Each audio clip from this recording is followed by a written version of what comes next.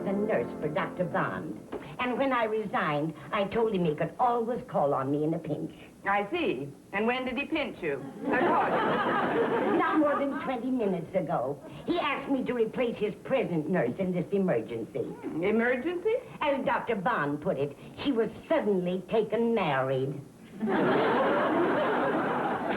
I'd like to come down with something like that myself.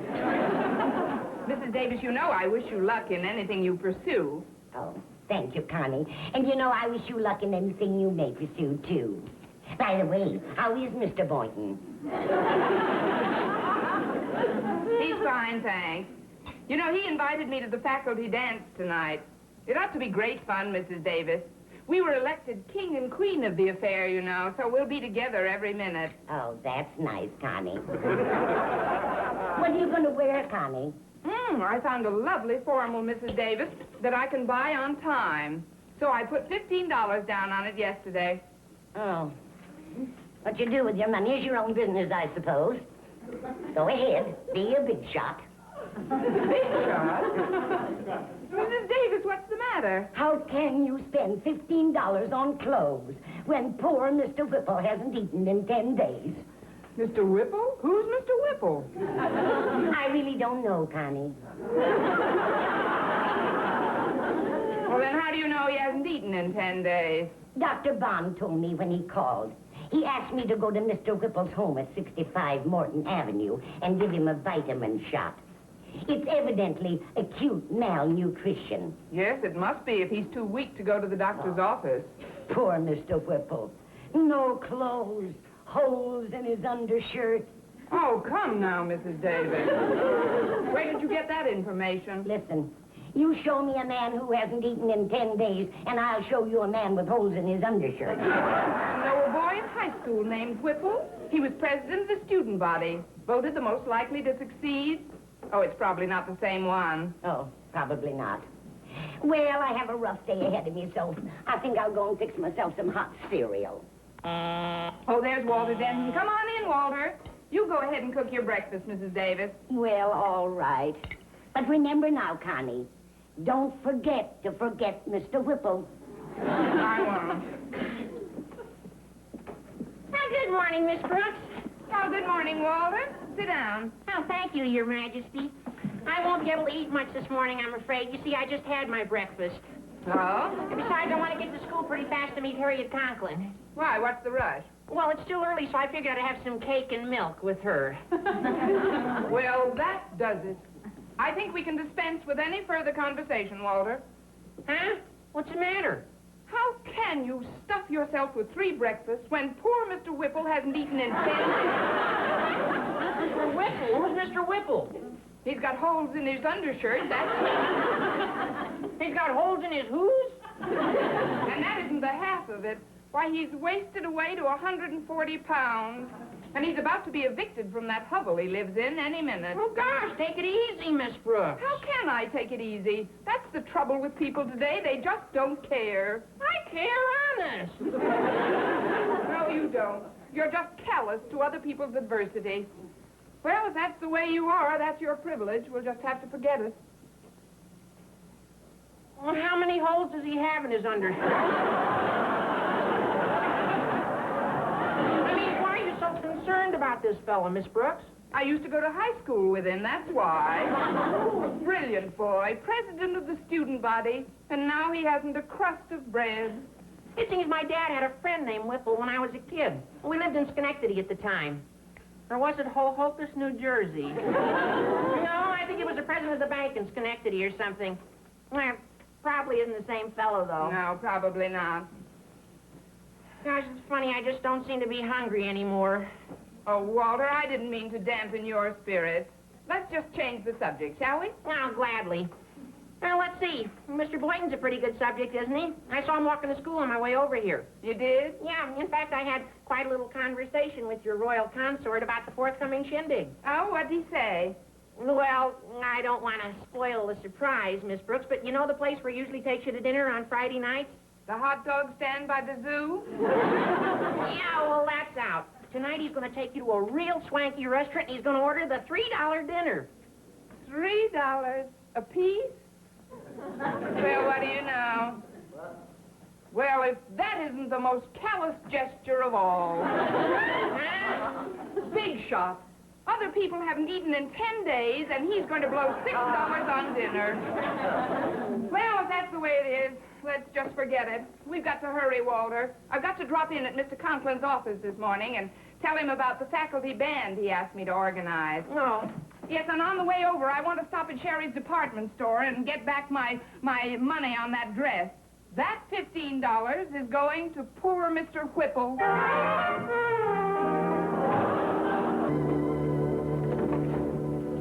Hello. Hello, is this Mrs. Davis? Mrs. Davis, Dr. Bond gave me your number. This is Mr. Whipple's confidential secretary. Mr. Whipple's confidential secretary? Mr. Whipple has the most important business conference scheduled for this morning, so we must postpone his vitamin shot until 3:30 this afternoon. Conference? But I thought Mr. Whipple was destitute. Destitute? My dear lady, Mr. Whipple happens to be a millionaire many times over. He is one of the nation's leading economists and generally regarded by Wall Streeters as the wizard of finance.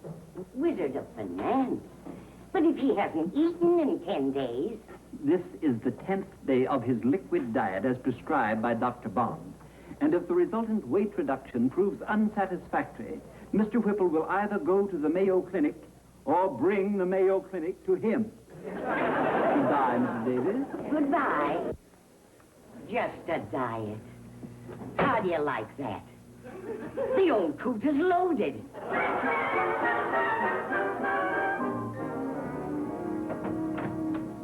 Good morning, Mr. Conklin. Good morning, Miss Brooks. Sit down.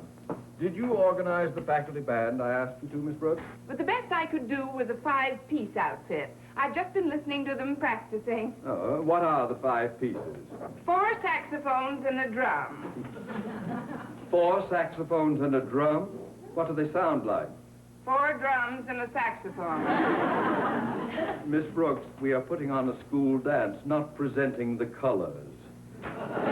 Now, you will have to press some other instruments into service. You see, this may be the last dance held in our present gymnasium. Our present gymnasium? Yes. I have long deplored the fact that ours is one of the smallest high school gyms in the county. I know you have, Mr. Conklin, but Mr. Stone, the head of the board, has always refused you the money to erect a larger one. Well, I believe I've succeeded in breaking down Mr. Stone's resistance. In fact, he's promised me a definite answer in this matter following a meeting of the board this morning. Oh, really, Mr. Conklin? Yes. This meeting is to be attended by a government consultant, an extremely influential personage, Miss Brooks. I understand he was $1 a year man. Oh, a school teacher. Don't be facetious. It is his yes or no that determines whether or not we get the new gymnasium. Oh, well, I'll keep my fingers crossed for you, Mr. Conklin. What's the man's name? Mr. Stone didn't tell me. He merely informed me that Wall Streeters refer to him as the Wizard of Finance. You may be meeting him sooner than you expect, Miss Brooks. Me, sir? Yes, he's been invited to our faculty dance and will be seated at the table of honor with me, along with you and Mr. Boynton as king and queen of the faculty. You have your formal attire in readiness, no doubt? Oh, correction, Mr. Conklin. Since I originally intended to buy a new formal, I sent my other one to the cleaners. But today I decided to wear just what I have on. However, that won't prevent my reigning. Correction, Miss Brooks. Formal attire is mandatory. Out of deference to our distinguished guests, I cannot permit any exceptions. Therefore, I shall have to appoint someone to replace you as faculty queen. Replace me? But, Mr. Conklin, I was voted in by the student body in a free and democratic election. I know, and you're hereby voted out. Now, let me see. Miss Enright would make a good queen. Miss Enright? But you can't do I that. wonder if she's available. Miss Enright? She's always available. Just put down a saucer of milk, and there she is. Pardon me, sir. I'm sorry I bought this ice cream, Mr. Boynton. I just don't feel up to it. Well, I'll be happy to take it off your hands, Miss Brooks. Well, how much did you pay for it? Oh, I wasn't thinking about the 10 cents. I'll give you a nickel. Mr. Boynton, I frankly, I don't Well, want some of it is melted. Besides, you already took a spoonful of it, so if you did not... Sold for a nickel. Thanks. Would you be in the market for a lamb chop bone? How much? There's a dog in my neighborhood Mr. Boynton, I was only fooling. Tonight is another night, though, and I have a new formal, and we're to be king and queen of the faculty. Oh, correction, Miss Brooks. I decided to wear just what I have on, so I asked Mr. Conklin to appoint a new king. You've abdicated? But you can't do that, Your Majesty, Mr. Boynton. Why, only yesterday you told me you were going all out and hire a tuxedo for $6. How can I spend $6 when poor Mr. Whipple hasn't eaten in 10 days? Who told you about Mr. Whipple? Mr. Conklin? It's a very sad case. Mr. Conklin said he went to college with him. That was only a few short years before Mr. Whipple became head of a railroad. Now he's lost his money. Wasted away to 97 pounds.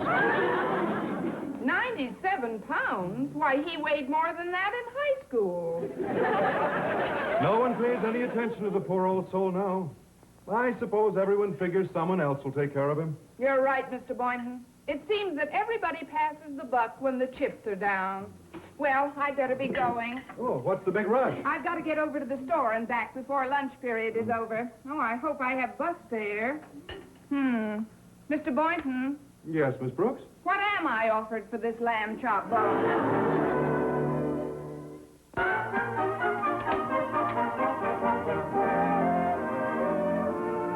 There. That vitamin shot didn't hurt much now, did it, Mr. Whipple? I'm an honest man, Mrs. Davis. It felt as if my arm had been pierced by a swordfish with the DTs. I'll admit that my hand wasn't as steady as usual, but somehow wealthy people always make me a little nervous. Well, you're only human, Mrs. Davis. That is, emotionally. In this world, money is king. And kings are feared. That may be, Mr. Whipple, but all your money hasn't made you happy.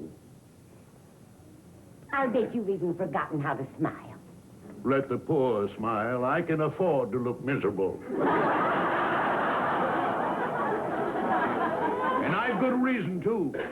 I've been haggling all day with the members of the Board of Education over the new gymnasium for the Madison High School. That's a coincidence. There's a teacher from Madison High who lives with me, and she's told me many times how much her principal wants a new gym. Well, they've managed with the old one. They may continue to do so. Upon my recommendation, the board has decided to ignore the entire proposal. Well? I beg your pardon, Mr. Whipple, but I found the front door open. I and want it left open. It's stifling in here, Bennett. Yes, sir, but if there should be visitors, we... Well, release the dogs. They'll scare them away. Dogs? Must you go to that extreme to discourage visitors? The breed of barnacles who visit me are most unwelcome, Mrs. Davis.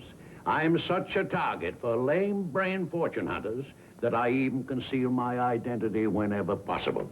Now, geographically speaking, one might term me a large body of man completely surrounded by snooks. Well, you'll certainly get rid of one of them as soon as you pay me. That'll be $2, please. I'll give you $1. I have millions, Mrs. Davis, because I know the value of things. Now, that ampule you used in the injection could have been worth no more than 50 cents. Your transportation I compute at 20 cents, and you may figure the additional 30 cents as a very generous tip. Now, I'll have my secretary draw you a check. Follow me. Yes, Mr.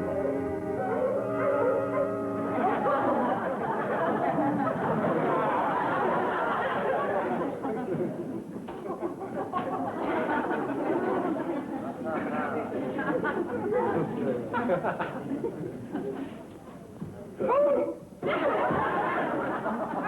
excuse me, sir. I'm looking for Mr. Whipple. Well, he isn't in. My name is Bennett.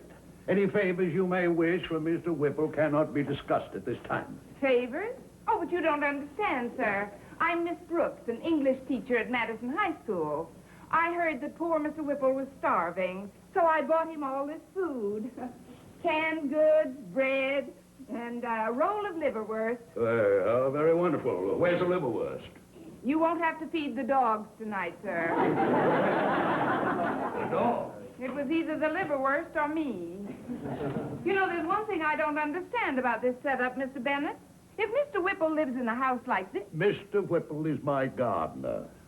Now, that's all the information I care to divulge, Miss Brooks. The rest is none of your business. Oh, but it is my business. What do you pay, Mr. Whipple? $4 a month. What's it to you? $4 a month? No wonder he's starving. What kind of medieval slave driver are you? I'll have to ask you to leave these premises at once. I'll do no such thing. I'm going to stay right here until I know that Mr. Whipple gets these groceries. Any more of your insolence, I may have to discharge Mr. Whipple. I hope you do, Bud. Because I can get him a better job. And if I can't, my principal, Mr. Conklin, will. Now, look here. Look here, Miss Brooks. What is the reason for this sudden interest in Mr. Whipple? What's so sudden about it? I went to high school with him. And Mr. Conklin and he were fraternity brothers in college. Well, they really? Well, I had no idea that... Yes, of course. And that was just a couple of years before Mr. Whipple built a railroad, made it race against time, and wound up with holes in his undershirt. Well, that's very, very interesting, Miss Brooks, but, well, it sounds like we're having another visitor. He better have a liverwurst or he'll never make it. Holy cow! Why, Mr. Conklin. Oh, so this is Mr. Conklin. Yes, Mr. Bennett, I'd like you... Just a minute. We seem to be hearing from a new precinct. Walter! Oh, hiya, Miss Brooks. Am I in the right kennel? Yes, this is it. Pull up a St. Bernard and sit down. Why, those mutts are man-eaters. Calm down. They'll probably be back in their kennels by now. Well, yeah? What's that? It ain't Eliza crossing the ice.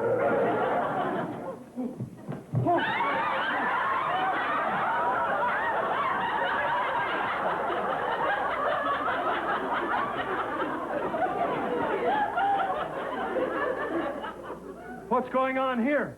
This is the new branch of Madison High School. Mr. Boyden, Mrs. Denton, and Mr. Conklin, I'd like you to meet Mr. Bennett, who employs a gardener named Whipple, to whom he pays $4 a month.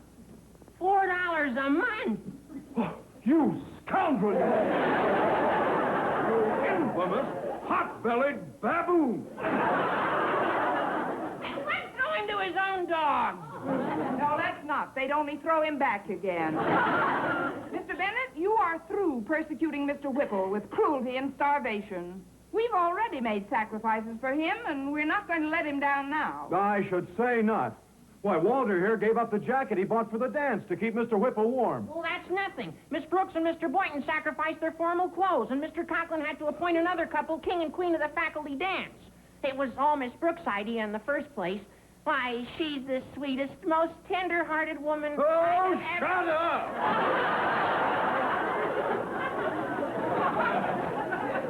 I gave up a top hat and tails to purchase medical supplies for the poor beggar. Yes, and when Mr. Conklin gives up anything for anybody, it is really... He is a peach of a guy. You mean to tell me you made all these sacrifices to assist one helpless individual you thought you knew without any personal angle whatever? Angle? We don't know what you mean by angle. No, I guess you don't, do you? Your secretary finally made out that $1 check. Honey. Well, what a surprise. There's one seat left in the balcony. These folks are very dear friends of mine, Mr. Whipple. Mr. Whipple? I'm your guest of honor tonight, Mr. Conklin. Mr. Chairman, my delegation would like 5 minutes to caucus. I made a terrible mistake, Connie. Mr. Whipple isn't poverty-stricken at all. Well, I guess that, but why did you call yourself Bennett? Because it's obvious the poor dear man didn't want to be pestered. Mr. Whipple's at... Shut up, you pot-bellied baboon. I'll bring this one here right away. But, Mr. Whipple... Not another word. Get it out of here. Yes, Now, sir. you stay here. You stay here, too. And here, you take this. Now, wait on the porch. Miss Brooks and Mr. Conklin will join you in a moment. If not sooner. Now, this silly clam bake you're having, the dance. What sort of music you having? Music? It's a faculty outfit, sir. 4 saxophones and a drum. We call it the Station House 5 plus nothing. Well, the teachers will be dancing, not working. Yes, that's what I said. Stand up. Who? You'll have the best music in the city. I'll hire it. Huh? Sit down. You do things at all, do it right, I say.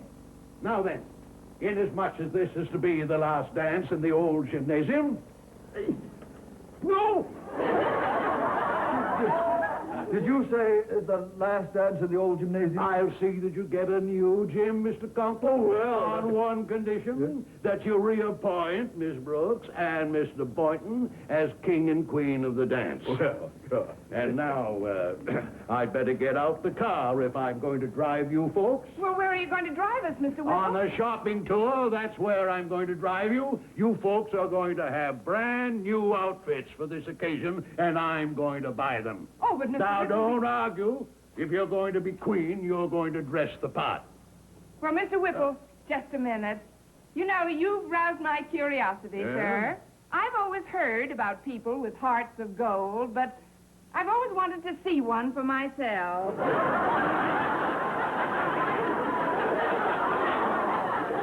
Well, what do you know?